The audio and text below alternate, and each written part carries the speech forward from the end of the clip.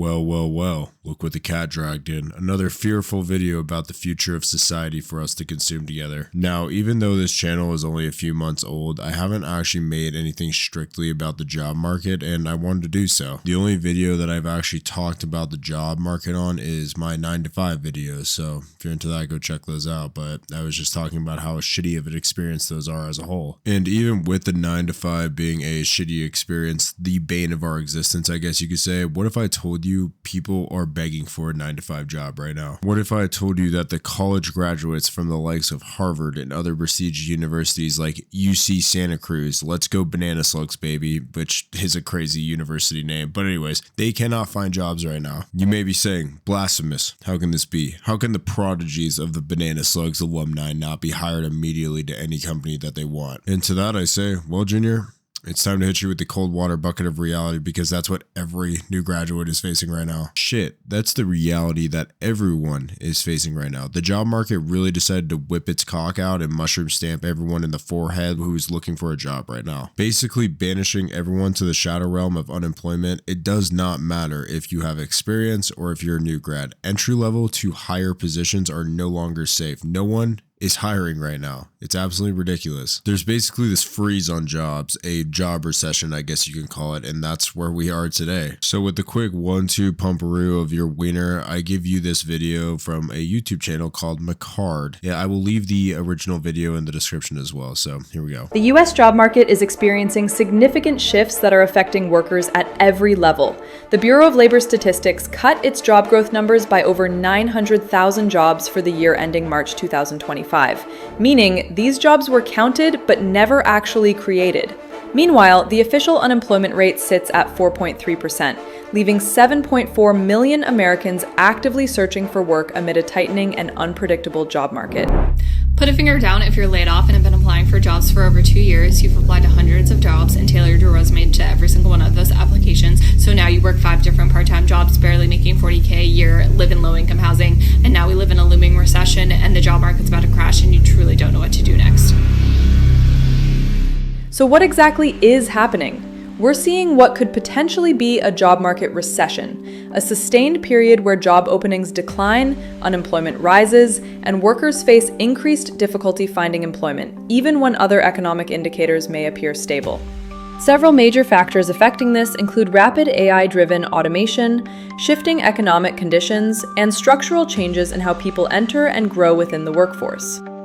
Today, we'll examine how these forces are reshaping employment, from corporate restructuring to graduate job prospects, and what they mean for workers at every stage of their careers. Holy shit, is that Slim Shady? She was firing off job market issues faster than Eminem's verse in Rap God. But jokes aside, she was spitting some straight facts here. It seems like more people than not are really struggling within the job market right now. Personally, I know a handful of people that had to move back in with their parents because 1, it is too damn expensive to live where we live comfortably. And 2, jobs are just not accepting new applicants, or they're just not paying enough for people to live properly here. Now, I've yapped about all this shit in a past video, but the cost of everything versus wages has just been distancing itself for a long ass time now. And I really just don't expect this to get any better. Actually, I expect it to become much worse with the rise of automation and job cutting and all that mumbo jumbo. And like they said in the beginning, with the unemployment being at 4.3% and rising mixed with the Bureau cutting job growth numbers by over 900,000 for the year in March 2025, which is a little bit skewed because that was actually a year ago at the time of posting this video. But nonetheless, that means we are well on our way into a recession. I bet you that 4.3 is about as skewed as my past relationships ever were. That number just seems so faulty with the amount of people that I've seen out of work mixed with the news headlines I've been seeing from these big companies like Amazon, UPS, Moneysoft, etc. I'll put a masterful Photoshop rendering up on the screen, but it's news headlines like this that really get me. Headlines like Moneysoft is set to lay off 69,000 people without severance so they can hit their yearly numbers for 1 year in just 1 month. Wow. But even with that quote unquote 4.3%, that's 7.4 million dudes and dudettes looking for jobs inside the good old US. That's the equivalent to the whole state of Arizona, my guy. That's ridiculous. And I know it's March 2026, which is absolutely crazy to even think about. out, so this job data is a little bit skewed, but I'm pretty sure the unemployment has risen since, so we're well on our way to that recession I was talking about, which we already could be in a recession, actually. I don't know. Leave a comment below. Let me know your opinions on that. The current environment shows some contradictory trends that reveal how modern economies can expand while individual job security decreases. Stock markets have reached record highs throughout this year. The S&P 500 has rallied approximately 35% since spring, according to CNN Business. Dow Jones closed above 47,000 points for the first time ever in October. Corporate profits remain strong. S&P 500 member companies' profit margins reached 13% in the third quarter of 2025, at record levels, according to Bank of America research. Meanwhile, layoffs tell a different story. CBS News reported that as corporate profits soar, companies have cut nearly 1 million jobs in 2025, the most since 2020. U.S. employers announced 1.1 million layoffs year-to-date through October, representing a 65% year-over-year increase, according to Challenger, Gray, and Christmas data. This disconnect reflects how modern markets operate. Companies can increase profitability through efficiency gains and automation while reducing headcount. Economist Chen Zhao, chief global strategist at Alpine Macro, calls this a jobless boom, where layoffs accelerate even as companies report strong profitability. Wall Street often responds positively to cost-cutting measures that improve profit margins. At the same time, cost of living pressures are intensifying the challenge.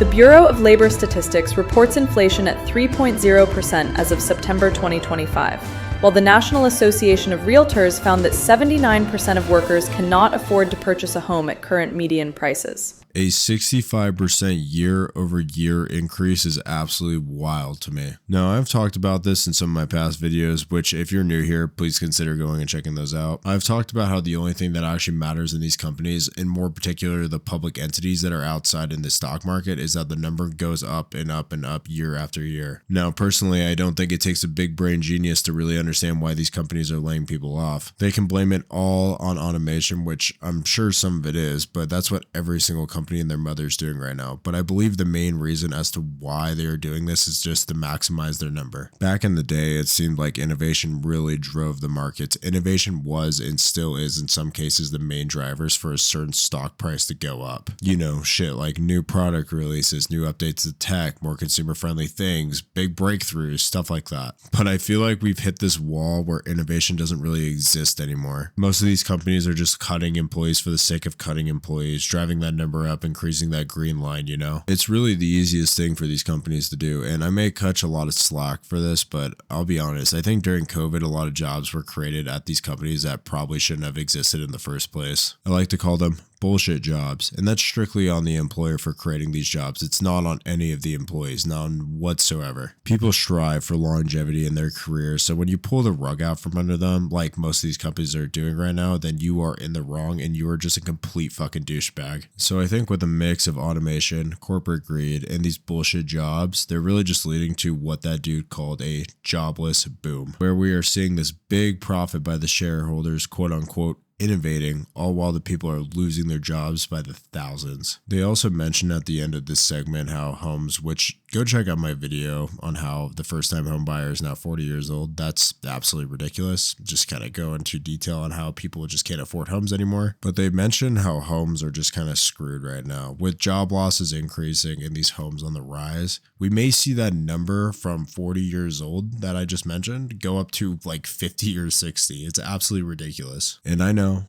Gen Z has been making memes left, right, up and down about how we will never be able to afford a home. But those memes are becoming fucking factual evidence, because with the unemployment rising as it is and the home prices going up as much as they are, I don't think anyone is going to be able to afford a home. Forever renters, baby, here we come.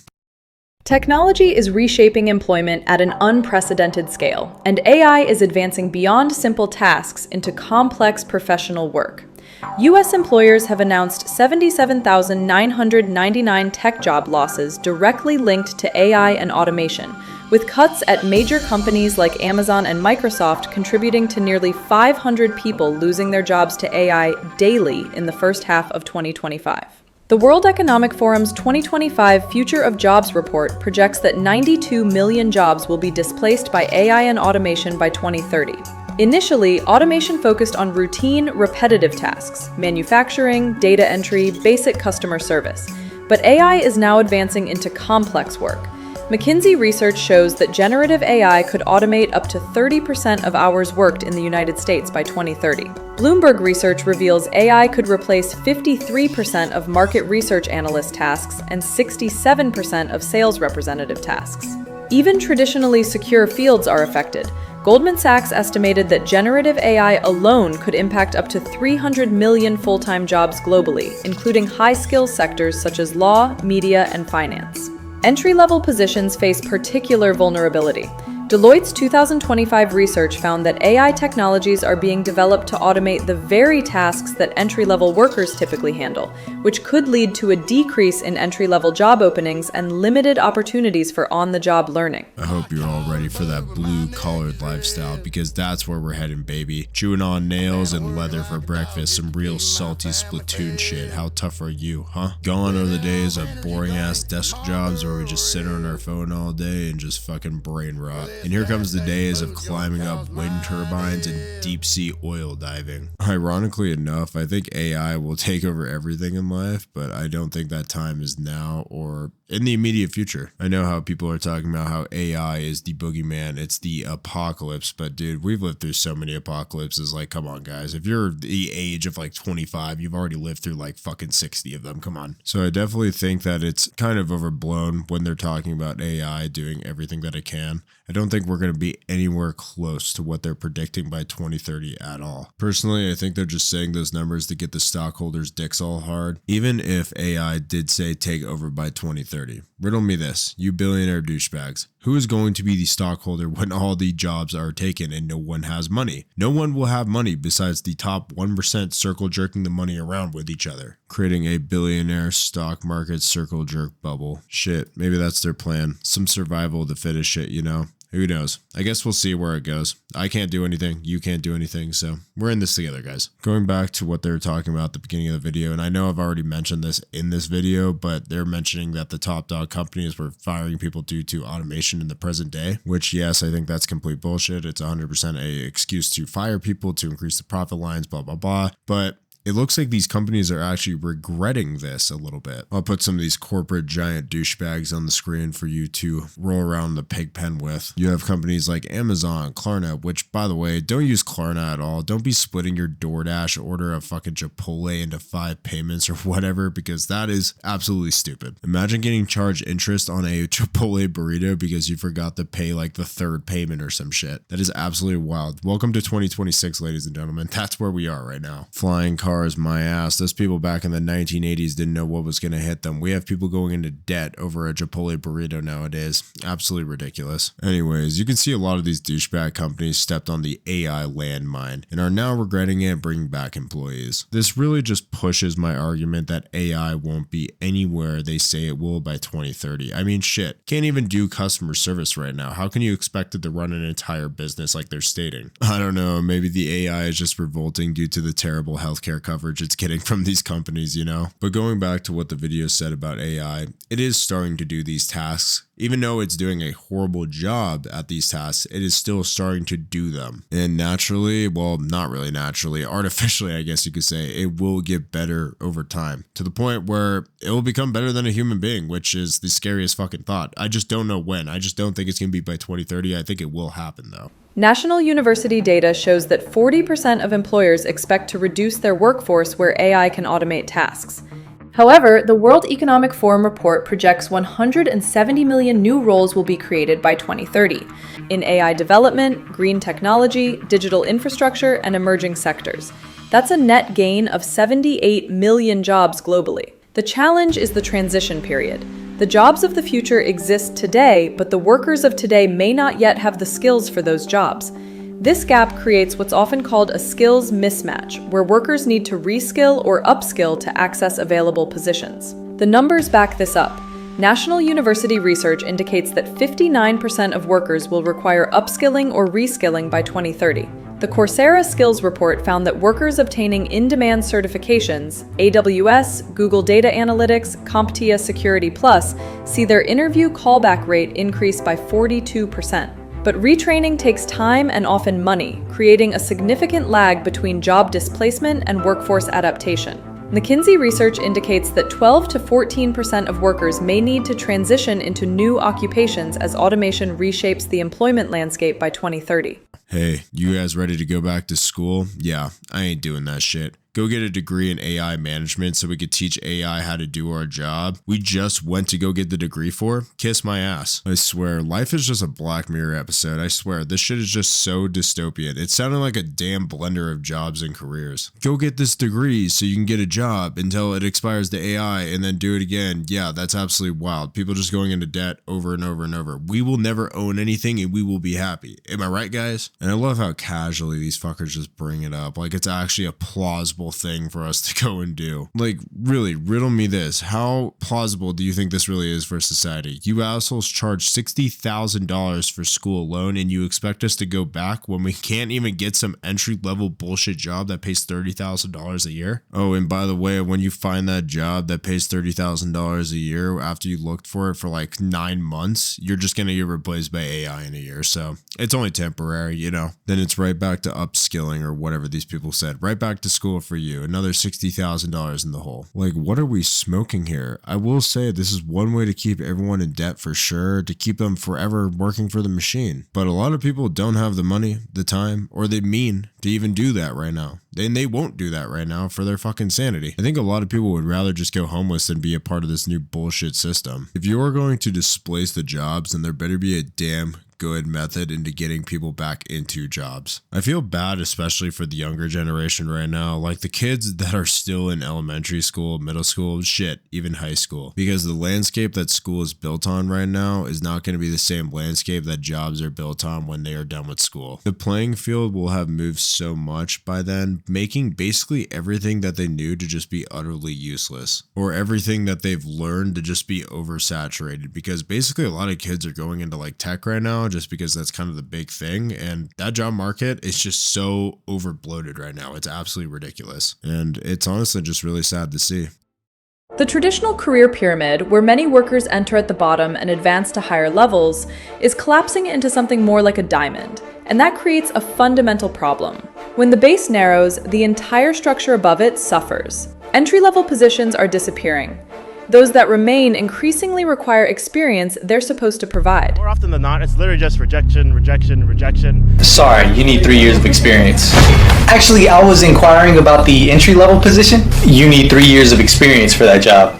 According to SHRM research, employers now ask for 2 to 3 years of experience for 61% of full-time jobs, positions that were previously considered entry-level.